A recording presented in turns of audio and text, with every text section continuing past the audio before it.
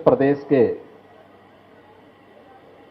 सरकार में मंत्रिमंडल के मेरे वरिष्ठ सहयोगी, उप मुख्यमंत्री श्री ब्रजेश पाठक जी, प्रदेश सरकार के परिवहन मंत्री श्री दयाशंकर सिंह जी, महापौर लखनऊ श्रीमती सुषमा खड़कवाल जी, मुख्य सचिव श्री दुर्गा शंकर मिश्र जी, पुलिस महानिदेशक श्री विजय कुमार जी, प्रमुख सचिव गृह श्री संजय प्रसाद जी, विशेष पुलिस महानिदेशक कानून व्यवस्था श्री प्रशांत कुमार जी, पुलिस आयुक्त लखनऊ श्री एसबी रोडकर जी, प्रशासन और पुलिस के सभी हमारे वरिष्ठ अधिकारीगण, लखनऊ के सभी उपस्थित महानुभाव, सुधीजन और पुलिस परिवार से जुड़े हुए सभी उपस्थित भाइयों बहनों, आप सबको श्री कृष्ण जन्माष्टमी की हृदय से बधाई। हम सब जानते हैं कि आज से 5250 वर्ष पूर्व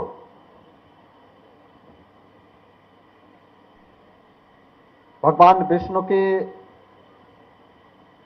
एक विशिष्ट अवतार के रूप में, पूर्ण अवतार के रूप में भगवान श्री कृष्ण ने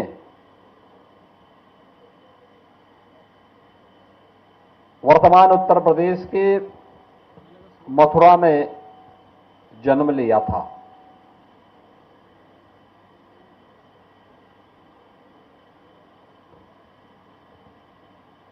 उनका जन्म धर्म, सत्य और न्याय की स्थापना के लिए था। 5000 वर्षों से लगातार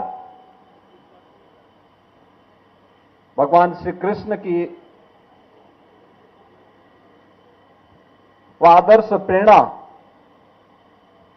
पूरे देश के अंदर और दुनिया के अंदर संपूर्ण मानवता के कल्याण का मार्ग प्रशस्त कर रही है। जब भी भारत के अंदर कहीं अत्याचार, अन्याय हुआ, कहीं कोई अराजकता फैली,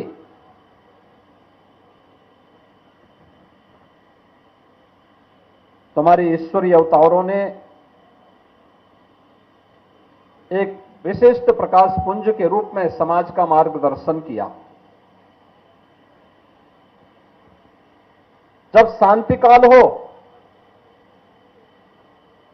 तो सामान्य नागरिकों को कर्म की प्रेरणा प्रदान करने वाला कर्मण्येवाधिकारस्ते मा फलेषु कदाचन, इस भाव को अंगीकार करने वाली वह प्रेरणा जहां समाज को सदैव ऊर्जावान बनाने के लिए प्रेरित करती रही है, वहीं भगवान की ये प्रेरणा जब समाज संकट में हो, दुष्ट प्रवृत्ति के तत्व जहां कहीं शांति में, विधि व्यवस्था में खलल डालने का प्रयास कर रहे हो, तो परित्राणाय साधूनाम विनाशाय च दुष्कृताम का यह भाव भी दिखाने में और उसे व्यवहारिक धरातल पर उतारने में इन ईश्वरीय अवतारों ने कभी कहीं कोई कोर कसर नहीं छोड़ी। और जब भी शांति के समय हो या संकट का समय, भारतीय समाज के सामने कोई भी इस प्रकार की स्थिति पैदा हुई तो भगवान श्री कृष्ण का यह चरित्र हम सबको एक नई प्रेरणा, नई ऊर्जा से आगे बढ़ाने का कार्य करता है। आज का समय जब पूरा देश एक सकारात्मक दिशा में आगे बढ़ने के लिए कार्य कर रहा है,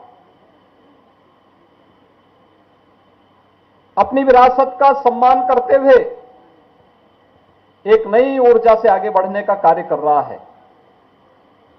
उन स्थितियों में बहुत सारे लोगों को यह अच्छा नहीं लगता। भारत की प्रगति, भारत की समृद्धि, वैश्विक मंच पर भारत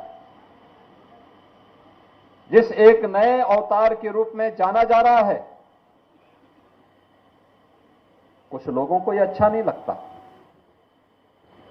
जहां पूरा देश आज गौरव की अनुभूति कर रहा है कि आजादी के अमृत महोत्सव के बाद अमृत काल में नई उपलब्धियों के साथ भारत दुनिया के अंदर जाना जा रहा है, तब इन उपलब्धियों को कहीं न कहीं कमजोर करने के लिए उनके द्वारा भारतीयता, भारत की सनातन परंपरा पर उंगली उठाने का प्रयास हो रहा है, विरासत को अपमानित करने का प्रयास हो रहा है, विरासत के प्रति समाज की दृष्टि को कमतर करने का कुत्सित प्रयास हो रहा है। लेकिन इनसे सब भूल गए कि जो सनातन नहीं मिटा था, रावण के अहंकार से जो सनातन नहीं टिका था, कंस के हुंकार से जो सनातन नहीं मिटा था, बाबर और औरंगजेब के अत्याचार से वह सनातन इन तुच्छ सत्ता परजीवी जीवों से क्या मिट पाएगा। आज इनको स्वयं अपने कृत्यों पर लज्जित होना चाहिए। मानवता का धर्म जो सनातन धर्म है, उस पर उंगली उठाने का मतलब मानवता को संकट में डालने का कुत्सित प्रयास। याद करिए, दुनिया की कौन सा ऐसा मत, मजहब और संप्रदाय है जिसको उसके संकट के समय पलक पावड़े बिछा करके उसके स्वागत के लिए सनातन धर्मावलंबियों ने उनकी सुरक्षा और उनके संरक्षण का कार्य न किया हो। हमने कभी नहीं कहा कि हम विशिष्ट हैं। कोई सनातन धर्मावलंबी कभी ये नहीं कहता है कि हम विशिष्ट हैं या हम ही सब कुछ हैं, कभी नहीं कहा। हमने तो कहा एकम सद विप्रा बहुधा वदंती, सत्य एक है और विद्वान लोग उसको अलग अलग, महापुरुष लोग उसको अलग अलग भावों से देखते हैं, अलग अलग रास्ते से इसका अनुकरण करते हैं। इस सब के बावजूद भी अगर जिसकी समझ में नहीं आता है, अपनी मूर्खतावश वह अगर सूर्य की तरफ थूकने का प्रयास कर रहा है, तो सूर्य पे उसका थूक नहीं पहुंचेगा, उसके सिर पे स्वयं गिरेगा और उसे, उसको और उसकी आने वाली पीढ़ी को स्वयं लज्जित होना पड़ेगा। हमें भारत की परंपरा पर गौरव की अनुभूति करनी चाहिए। दुनिया को मानवीय कल्याण के मार्ग पर चलने वाली, प्रेरणा देने वाले सनातन धर्म की परंपरा पर G20 के देशों का प्रतिनिधित्व प्रधानमंत्री मोदी जी के नेतृत्व में कर रहा है, तो भारत ने G20 का थीम भी दिया वसुधैव कुटुंबकम का। याद करिए, दुनिया जिस शब्द के तात्विक बोध को समझने में हो सकता है कि कहीं कोई कमी रह गई हो, लेकिन भारत हजारों वर्षों से इस बात को मानता रहा है, उस बात को अंगीकार करता रहा है। और जब भारत को अपनी इन उपलब्धियों पर गौरव की अनुभूति होनी चाहिए, हर भारतवासी जब इन मुद्दों को लेकर के एकजुट होकर के, भारत की 140 करोड़ की आबादी जब भारत के यशस्वी नेतृत्व में आगे बढ़कर के एक साथ कार्य करेगा, तो भारत को दुनिया की सबसे बड़ी ताकत के रूप में उभरने से कोई रोक नहीं सकता है। लेकिन जो लोग भारत की प्रगति और भारत की समृद्धि जिनको अच्छा नहीं लगता, वे लोग कुछ न कुछ व्यवधान पैदा करने का प्रयास करेंगे। हम लोगों को इनकी परवाह के बगैर अपने पथ पर अग्रसर होना होगा। क्योंकि एक काल में नहीं हुआ, हर काल में सत्य को झुठलाने का प्रयास हुआ है। क्या रावण ने झुठलाने का प्रयास नहीं किया था?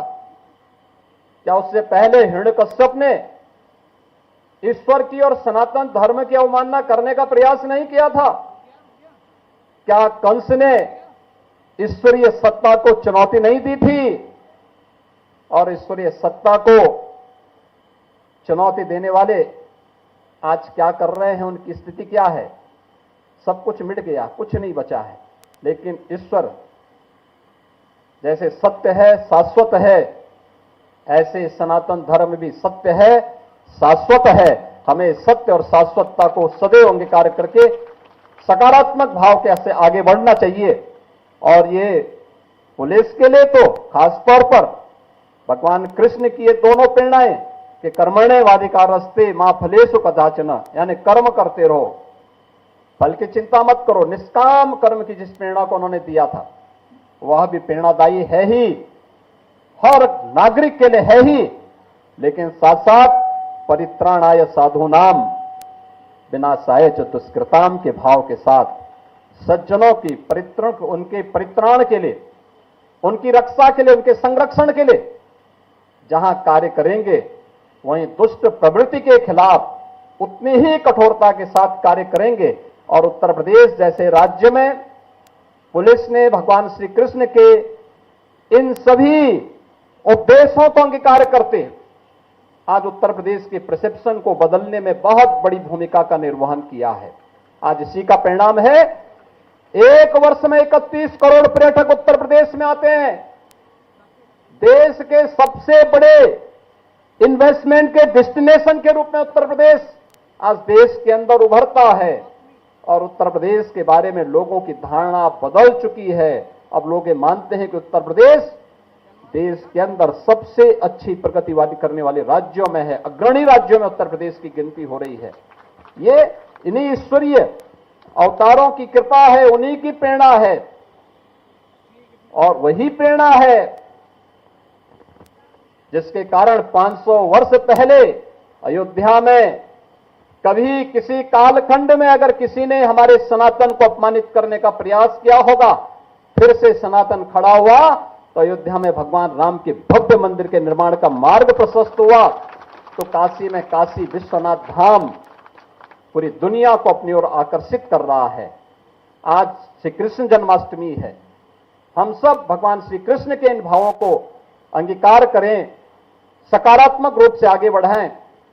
मानवता के कल्याण के मार्ग में जहां कहीं कोई बाधा हो, कोई बैरियर हो, उसको हटाने के लिए अपनी सकारात्मक ऊर्जा का उपयोग करें। इस विश्वास के साथ मैं आप सबको श्री कृष्ण जन्माष्टमी की पूरे प्रदेश वासियों को हृदय से बधाई देता हूं, अपनी शुभकामनाएं देता हूं और विश्वास व्यक्त करता हूं कि भारत की परंपरा हम सबको सदैव एक सकारात्मक भाव के साथ जुड़ती है। उस सकारात्मक भाव के साथ हम आगे बढ़ेंगे। आप सबके प्रति मेरी शुभकामनाएं। धन्यवाद। जय हिंद।